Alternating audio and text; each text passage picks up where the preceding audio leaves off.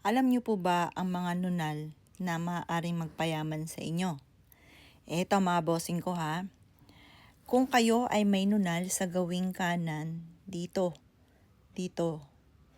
Malakas kasi ang karisma niya. Basta dito, dyan, sa may part na yan ng pisngi. Pero mas maganda talaga dito. Kasi, ang may nunal dito, malakas ang karisma.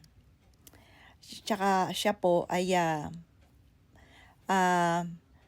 iba yung hatak ng swerte po niya kapag may nunal dito.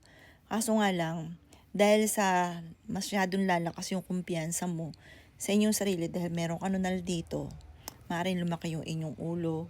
At kapag mayaman ka na, maaaring sumablay ka sa mga desisyon mo kasi parang sobrang magiging na yung sarili mo na yumaman nga ako, ganyan, para lalaki na yung ulo ninyo.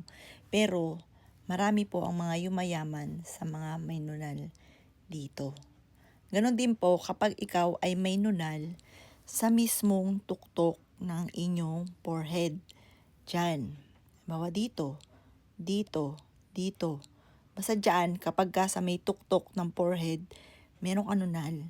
Kasi yan ang pinakamataas na antas sa mukha po natin, sa may mismong noo.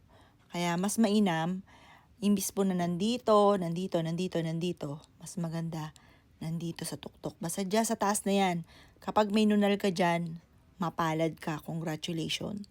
Ganon din, kapag ikaw ay may nunal sa gawi dito. Yan, yayaman din po yan.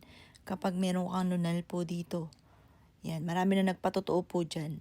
At kapag ikaw ay may nunal dito sa mismong gitna at sa may panga, yun, yayamanin po yung mga ganong nunal. Kapag meron kang ganon, congratulations, i-claim nyo na kaagad ang swerte.